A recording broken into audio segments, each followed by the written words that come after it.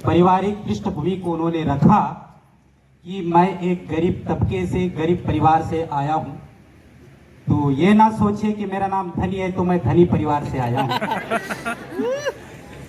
बिल्कुल सेम है, आदिवासी है तो वही कहानी है, वही कहानी।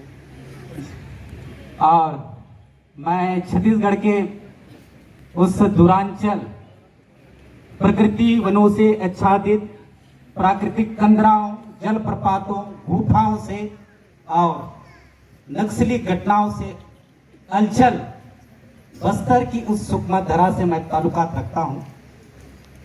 और आप सभी जानते हैं, कल हमारे सोरेन भाई कह रहे थे कि ग्राम क्षेत्रों में एक ग्राम व्यवस्था संचालित होता है, पटेल, पेरमा, पुजारी, गायता, माझी। वैसे ही मैं उस ग्राम व्यवस्था के कोड़की कीचक कुटुंब परिवार से ताल्लुकात रखता हूं। तो आप जानते हैं कि कोड़की कीचक क्या होता है? जानते हैं? जानना चाहेंगे? चलिए, थोड़ा सा मैं अट जाता है, तो मैं दूसरे तरह से इस प्रसंग को मैं आपको रूबरू कराता हूं। आप मुझे थोड़ा अवगत कराएंगे कि इस प्रकृति में आग की खोज कब और किसने की थी? आदिवासी ने। कोई आइडिया?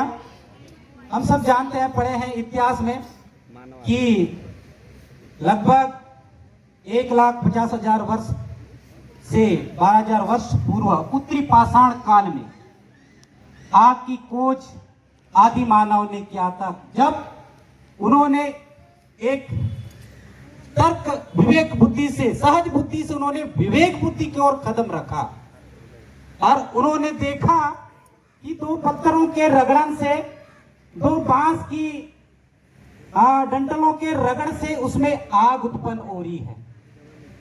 आग उत्पन्न ऐसी होती है?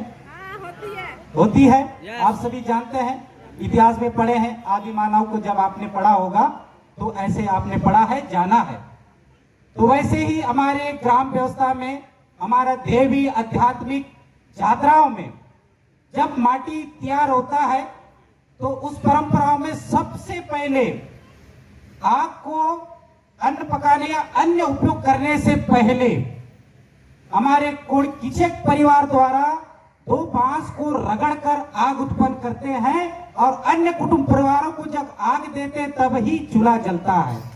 यह परंपरा उस उत्तर पाषाण काल आदि काल से अनवरत हमारी पीढ़ियों में संचालित, स्थानांतरित होते आ रहा है।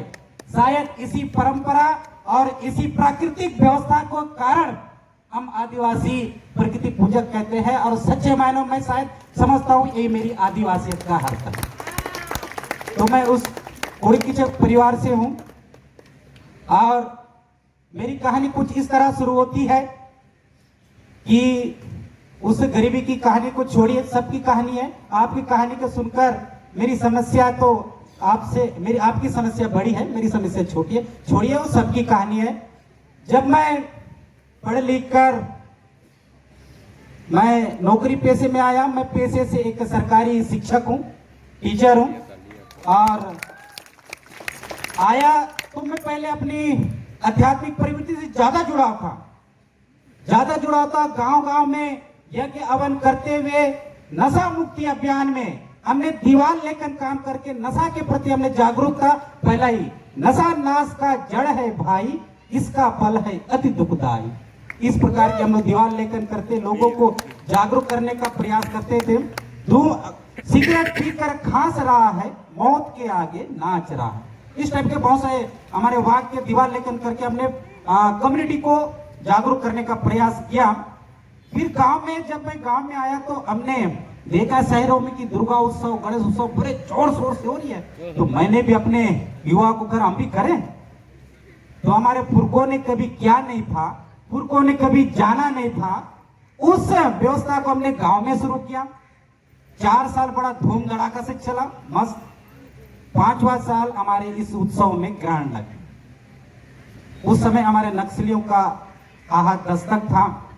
उन्होंने नक्सलियों के नजर में आ गए, उन्होंने मना किया। मना करने के बाद में हम लोग किसी भी तरह 3-3 साल करके हमारी पद्धति है, उसको 6 साल पूरा करना था।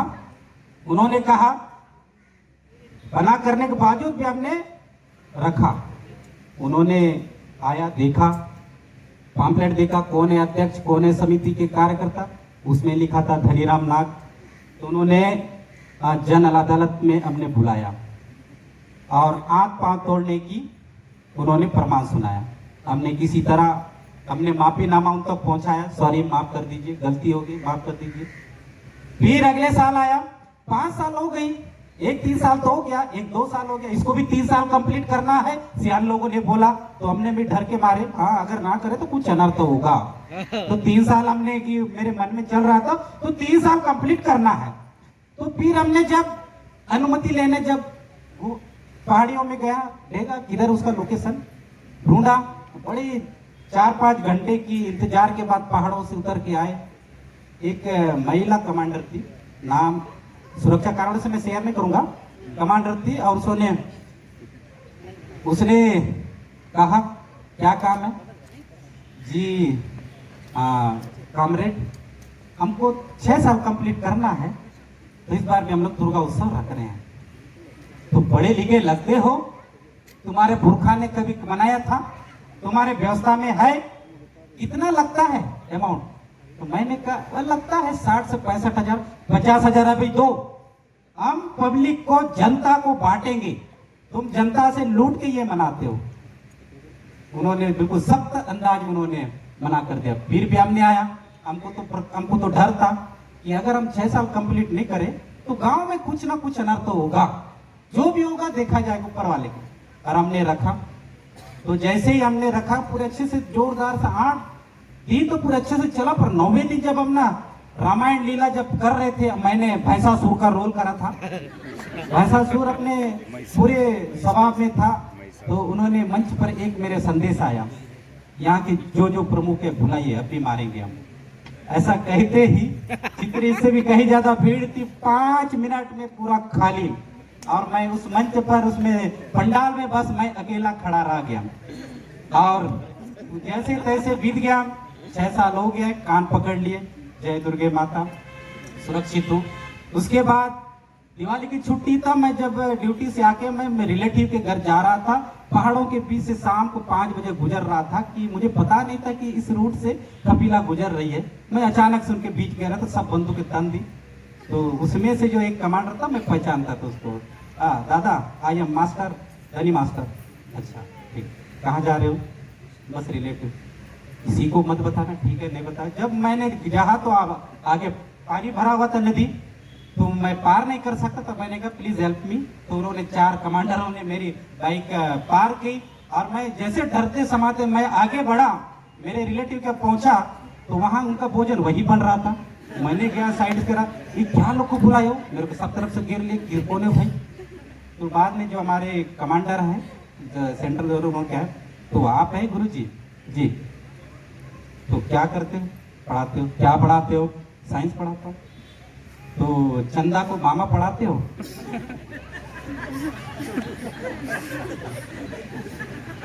चंदा को मामा पढ़ाते हो, सूर्य को देवता पढ़ाते हो, साइंस जी। आप मास्टर है जी, साइंस के मास्टर है, आप लॉजिकली पढ़ाइए, साइंस को साइंस की भांति पढ़ाइए। तो आप कभी भी साइंस को आप सोलर सिस्टम को पढ़ा रहे तो चंदा मामा शब्द यूज ना करें। अगर वो उपग्रह है, वो हमारे ब्रह्मांड की, हमारे सूर्य की परिक्रमा करता है, तो चंद्रमा को चंद्रमा की तरह आप उसको परिचय कराइए। तो यहाँ मुझे दस्तक दी, मेरे एक टीचर के लिए दस्तक, प्लस मेरे वहां पर एक सामाजिक कार्य करने के लिए दस्तक। जब मैं आया अगले 7वें साल में, मैंने देखा फिर लोगों, सियान लोगों ने बोला कैसे करना है कि नहीं, नमस्कार तो मैंने कैलकुलेट करा, उस अनपढ़ कमांडर की बातों को मैंने गौर किया, तो मैंने 6 सालों में क्या हासिल करा। मैं इतनी उपासना, तपस्या, इतनी जद्दोजहद, तल्लीनता के बाद मैंने क्या हासिल करा। मैंने कैलकुलेट किया, खुद आकलन करा, उन 6 सालों में मैं जनता से कितना 5,75,000 मैंने उस धार्मिक आयोजन में खर्च करा। बदले में मुझे क्या मिला कि गुरुजी ने पूरा पैसा खा के गाड़ी वगैरह खरीदा है, वो पूरा खाता था। तो ये मुझे एक दर्द और एक आंखें खोलने वाली बात, इतनी ईमानदारी के बाद मुझे ये अपमान मिला। तो मैंने वहीं से अपना गियर बदला सामाजिक गतिविधि की ओर। जब मैं अपने समाज के लिए सोचा, अगर मैं 5,75,000 अपने कम्युनिटी के लिए खर्चा क्या होता तो कुछ दशा और दिशा अलग होता। तो मैंने वहां से सामाजिक व्यवस्था पर मैंने काम करना शुरू किया। तो वहां पर काम करना शुरू किया था। हमारा सामाजिक व्यवस्था में हमारा 3 संस्कार होते हैं। हमारे दुर्वा ट्राइब में पता नहीं आपके यहाँ कितने संस्कार होते हैं, हमारे यहाँ 16 संस्कार नहीं, 3 संस्कार होते हैं, जन्म, बिया, मरण। तो जन्म तो ठीक ठाक था, विवाह में क्या था, देखा देखी शहरों की चकाचौंध, डीजे, बैंड। एक्चुअली मैं बैंड मास्टर भी हूँ, तो मेरा बैंड तो धड़ाधड़ से चल रहा था, मैं खुश था। लेकिन सोचा कि इसको बदलाव करनी है। क्यों? क्योंकि हमारे बिया सिस्टम को जो है तितर बितर कर दिया था। जो आइडेंटिटी, जो है वहां पर जो पहचान है वो डिस्टर्ब किया था। क्योंकि हमारी जो वैवाहिक व्यवस्था दुर्वा ट्राइब में केवल प्रकृति सम्मत है, रेला पाटा के साथ। तो हमने शुरू किया, हमने समाज में घोषणा करवाई कि अब जो विवाह होगा केवल ध्रुवा सिस्टम से होगा। हमने एक तो सामाजिक विवाह में गया, जब बैंड बजने लगे तो हमने विरोध करना शुरू किया। तो हमके लोग चिढ़ने लगे, गुरुजी बैंड वाला यार खुद मेरे को चिढ़ रहा है, मेरा बजाने नहीं दे रहा है, दूसरा तरफ बजा रहा है, ये कैसा। मुझे लोगों ने अगेंस्ट हुआ, तो मैंने बैंड को किनारा करा और मैंने एक युवाओं को साथ लेकर एक हमारे बस्तर के महान जननायक भूमकाल गुंडाधुर, आपने सुना होगा कुछ लोगों ने, जैसे यहाँ पर भगवान बिरसा है तो वहाँ क्रांतिकारी गुंडाधुर है 1910 भूमकाल के। हमने उस नाम से हमने एक कला मंच का गठन किया, गुंडाधुर लोक कला मंच। इसमें जो है कुछ हमारे पुलिस भाई है, मेरे जैसे टीचर है, और कुछ पटवारी है, कुछ नेता है, इस टाइप के हमारी युवा केवल मेरी जनरेशन के हमने गठन किया। और अब उन विवाह कार्यक्रम में अपना रेला पाटा ऐसी लंटी मार के बिल्कुल मदमस्त होकर हमने उस विधान को संचालित करना सोचा। लोग देखने लगे, अरे गुरुजी यार लंटी मारा। उन्होंने भी यस, ये हमारी पहचान है, ये हमारे पुरखों की पहचान है, क्यों नहीं मारेंगे, यही तो गुरुजी है। तो हमने धीरे धीरे शुरू किया, 1 साल 2 साल। अभी हमारे इस वैवाहिक कार्यक्रम में हमको उस पुरखों की उबाऊ गीत रेला पाटा मालूम नहीं, लेकिन जब हम दुर्वा ढोल किकिच्चा जलाजल के साथ जब हम उस पाटा को दोहराते हैं, अदुयो यारा चुर जबलोया, अदुयो यारा ओ जायो, अदुयो यारा दादा बलोया, अदुयो यारा दादायो। ये जो गीत है ये हमारे दुर्वा कम्युनिटी में ऐसा क्यों गाया जाता है, दुर्वी में क्यों गाया जाता है? क्योंकि जब बहू जो है, दुल्हन जो है, दूसरे घर से जब अपने ससुराल आती है तो वो रिश्तों को नहीं जानती है कि कौन क्या लगेगा, क्या रिश्ते में है। तो इस गीत के माध्यम से हम उनको जनाते हैं कि ये आपके भैया लगेंगे, ये आपके सास है, ये आपके ससुर है, ये आपके देवर है, ये आपके जो फलना है। इस टाइप का हम उनको रूबरू कराते हैं। तो यहाँ लॉजिक क्या है हमारा कि हम इन गीतों में उनकी रिश्ता जोड़ते हैं, संबंध उनको हम जोड़ते हैं। तो ये मुझे लगता है ये रेला पाटा मेरे आदिवासी विशिष्ट होने की अर्थ को दर्शाता है। तो इस प्रकार अब हम सामाजिक कार्यक्रम में और ऊपर उठकर अब जब हमने अपना दुर्वा मणि नृत्य इस प्रकार हमने एक टीम गठित किया और कई मंचों पर, राज्य स्तरीय मंचों पर हमने प्रस्तुत करा। और हमारा इसका उद्देश्य का गठन पैसा कमाना नहीं था, बल्कि हमारी उभू परंपराओं को नए पीढ़ी में हस्तांतरित करने का था। लेकिन ये तो हमारी पहचान तो मिल ही गया, हमारा परंपरा तो हस्तांतरित हो ही रहा है। लेकिन सच कहूं तो 2 साल 2 महीने और आज 18 तारीख है, तो 5 दिनों में हमारे खाते में 9,50,000 रुपए की ट्रांजैक्शन हुई है। और इस प्रकार जो है अब युवा हमसे जुड़ रहे हैं, 2 डिस्ट्रिक्ट हमसे जुड़ रहे हैं। और इसके अलावा ये तो संस्कृति बात हुई। अब जो है लोग लंगोट लगाना शर्माते थे, अब जब हम बिरसा मुंडा जयंती, एवरी दूर महोत्सव में जब हम रैंप वॉक कराते हैं तो एक से एक युवाओं की भीड़ उमड़ती है, हम आएंगे रैंप वॉक करने। तो वहां पर जो है अब हमें लगता है जो लंगोट लगाने के शर्माते थे, अब हमारी युवा पीढ़ी जो इस परिवेश से अपने आप को आत्मसात करते हुए उस विशिष्ट पहचान को आगे बढ़ा रहे। तो मुझे लगता है ये जो पहचान है, ट्रेडिशन, इससे जो परिभाषा तय होती है, शायद सच कहूं तो मेरे मायने में यही आदिवासियत है। और फिर आगे बढ़ते हुए हमने गुंडादुर लोक कला मंच को दायरा को बढ़ाया, हमने साहित्य के क्षेत्र में कदम रखा। साहित्य के कदम रखा तो मैंने ध्रुवी बोली में कविताओं का लेखन, ध्रुवी बोली में कहानियों का लेखन कर रहा हूं, करते रहा हूं। और मुझे बादल संस्था जो है, Bastar academy of dance art and literature एक संस्था है, उसमें मुझे अपनी जनजाति की ताना बाना लिखने का अवसर मिला। हम उसने अपनी बोली भाषाओं का हम संग्रहण कर रहे हैं। क्यों कर रहे हैं? अगर नहीं करें तो क्या होगा? मैं अपनी बोली का कविताएं ना लिखी तो क्या होगा? क्या होगा? एक प्रकार की मेरी सभ्यता खत्म होगी। मेरी जो इतिहास की जो वर्ड है, शब्द है, जिससे मेरा पीढ़ी जो है डायरेक्ट मेरी सभ्यताओं से जुड़ता है, अगर मेरी बोली भाषा खत्म होती है तो मेरी एक सभ्यता का अंत होगा। इसलिए मैं एक कविताएं लिखता हूं अपनी बोली भाषाओं में। और इन बोली भाषाओं को देखते हुए अभी मुझे पिछले 2 सालों में मुझे अपना छत्तीसगढ़ दूरदर्शन में मुझे अपनी कविताओं को प्रस्तुत करने का मौका मिला।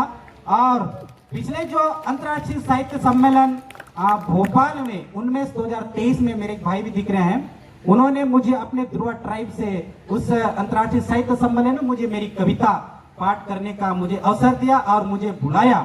तो मुझे मैं इतना इंस्पायर हो गया हूं कि जहां तक हमारे पढ़े लिखे कर्मचारी बंधु ध्रुवी बात करने के लिए हिचकिचाते हैं, तो मुझे जो ध्रुवी बात करने के लिए मुझे हवाई जहाज टिकट करा, तो मैं वही बोलता हूं अपने युवाओं को, आप ध्रुवी बोलिए, अपनी उंगलियों में कलम फंसाइए, कुछ उकेरिए, शब्द आकार लेगा और उसी में भाव प्रकट होगा, वही कविता आपका बनेगा। तो आप जब भी आप लिखना शुरू करेंगे तो आपको भी इसी प्रकार हवाई जहाज से आपको बुलावा जाएगा। तो मैं उनको इस बार कराऊं तो ये अभी आप विश्वास नहीं करेंगे, आप हिस्ट्री 2 साल पीछे चलेंगे तो आपको कोई भी ध्रुवा गाना दिखेगा नहीं। लेकिन अब इन 2 सालों में मेरे युवाओं ने एक से एक अच्छे से गाना एल्बम अभी यूट्यूब में आपको देखने को मिलेंगे। तो मैं समझता हूं कि मैं उस कारवा को आगे बढ़ते हुए कुछ सफल तो नहीं लेकिन लहर उत्पन्न कर रहा हूं, तो सब परिणाम आ रही है।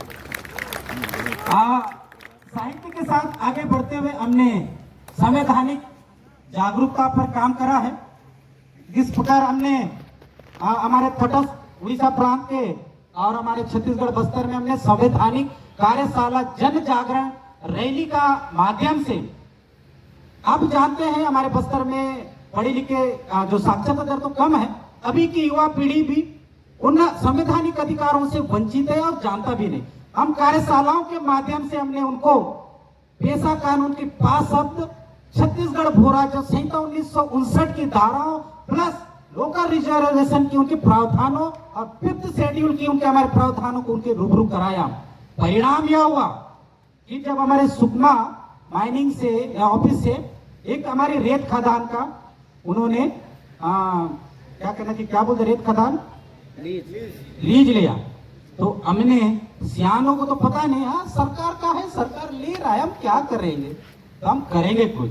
तो हमने जो है 5th शेड्यूल ग्राम सभा 13(3) का के प्रावधान पारंपरिक ग्राम सभाओं को हमने हवाला देते हुए सियान लोगों से, हमारे एक साथी शिक्षक है उनको हमने रूबरू कराया, आप ग्राम सभा कराइए, सब परमा पटेल माजी मुखिया को हस्ताक्षर करवाइए, सर आप कलेक्टर से मिलिए। हमने देखा कि वहाँ परिणाम बड़ा आश्चर्य था। 3 खदानों में से 2 खदान यथावत संचालित, पर मेरा खदान जो है वहाँ स्थगित हुआ। मैंने सोचा हाँ, अगर इन कानूनी प्रावधानों को हम अमल करें तो इसका परिणाम आ सकता है। तो मुझे यहीं पर एक लहर दिखी कि हाँ, संवैधानिक कार्यशाला का असर यहाँ पर हुआ। दूसरी उदाहरण है कि एक नगर निगम से जुड़ा एक जमीन है, पर वो हमारा ग्राम सभा में आता है, तो वहां जब हमने ध्रुव कम्युनिटी के लिए एक भवन बनाने के लिए अधिग्रहण किया, तो उन्होंने नगर निगम ने हस्तक्षेप किया, राजनीति ने हस्तक्षेप किया। जब हमने एक झोपड़ी बनाई, आगे नगर निगम उठा के ले गई। तो हमने अच्छे अच्छे कानूनी जानकारों से हमने टटोला, दादा मैं क्या लिखूं, कैसे डिबेट करूं। तो मैंने कांकेर गढ़ पिछवाड़ी के एक सरपंच है, उन्होंने लड़ाई लड़ी थी। मैं बहुत पहले न्यूज में पढ़ा था, किसी प्रकार उनका आइडिया लिया और हमारे केबीकेएस संवैधानिक जो जागरण थे उनसे आइडिया लिया और हमने 9 बिंदुओं पर मैंने लेटर तैयार करा और मैं कर्मचारी होने के नाते मैं पीछे से उनको धकेल रहा हूँ। तो उन्होंने कुछ लोगों ने गया और जैसे ही उन्होंने नगर निगम अध्यक्ष से बात करने उन्होंने चुप किया। तो उन्होंने आ गए सपना में डिप्टी कलेक्टर, उन्होंने धारा का उन्होंने हवाला दिया। अरे यार धारा नगर निगम अध्यक्ष 9-10 के तहत तो आप गलत कर रहे हैं। तो हमारे जो यूथ के जो जिलाध्यक्ष उन्होंने चुप, क्योंकि उनको पता नहीं। तो मैंने जो बिंदुओं का हवाला दिया था उन बिंदुओं के हवाले पर उन्होंने क्रॉस क्वेश्चन किया। अगर आपका ये नगर निगम है तो हमारा 5th शेड्यूल एरिया में हमारा जमीन कहाँ है, दिखाइए। और आपने तो ग्राम सभा जो है 13-3 कहा कि तो ग्राम सभा ने जो निर्णय लिया है आप नहीं मान रहे हैं, तो आप संविधान का उल्लंघन कर रहे हैं। जब इस प्रकार 2 प्रश्न उन्होंने दागा तो ठीक है मैं कलेक्टर से कहूँगा। तो मुझे लगा हाँ यहाँ कुछ काम करा। तो ये संवैधानिक कार्यशालाओं का असर है। और इसी प्रकार हम अभी यूथ जो है हमारे साथ बहुत सारे काम है, पर बहुत सारे कार्य है, पर उसको बता पाना मुश्किल और समय का अभाव। तो अगर इजाजत हो मैम, तो मेरे जो साथी है जो हम लोग मिलकर काम कर रहे हैं उनको मैं इस मंच पर बुलाना चाहूंगा और इजाजत हो तो एक रिदम बजाना चाहूंगा जो कि वो आदिवासियत को दर्शाता है। बेरूर रे जम्मई बेरूर 8 अगस्त 2022 को पेशा कानून को लागू करा गया। बहुत सारे त्रुटियां हैं, लेकिन आपके 5th शेड्यूल एरिया में अनुच्छेद 13(3) काम है जो परंपरागत रूढ़िगत व्यवस्था में जो पटेल पेरमा मांझी मुखिया जो उस निवास करते हैं उनके द्वारा जो वहां पर प्रस्ताव पारित किया जाता है, तो वो ना लोकसभा ना विधानसभा सबसे बड़ी किसमें कहा गया है, अनुच्छेद 13(3) काम है। तो उसी के प्रावधानों को हमको जगाने का प्रयास कर रहे हैं। तो ये हमारे टीम के लीडर हैं। मैं एक शिक्षक होने के नाते मैं हमेशा पीछे से इनको धकेलता हूँ, जाइए इस तारीख से बात कीजिए, ऐसा करिए। और मैं केवल आर्थिक सहयोग कर सकता हूँ, संवैधानिक तरीके से मैं इनको विचार दे सकता हूँ। तो मैं चाहूंगा हमारे जो कर्मचारी भाई हैं, आप इस समाज की रिजर्वेशन, समाज की प्रतिनिधित्व करते हुए आपने अपने लिए गाड़ी घोड़ा टीवी आपने सब खरीदा है, लेकिन गुजारिश है कि आप घर में बीवी और टीवी में मस्त ना रहें।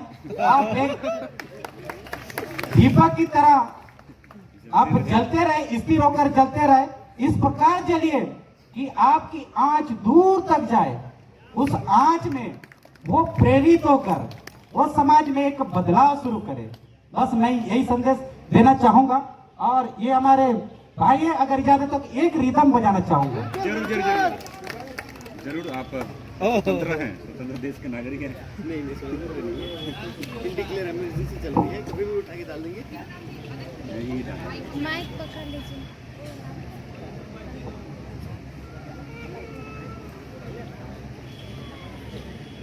एक्चुअली मैं अपने डांस टीम का मैं वादक हूं और मैं अपने कम्युनिटी का लोक नृत्य का मैं नोडल भी हूं। तो मुझे ढोल बजाना मुझे बहुत मजा आता है।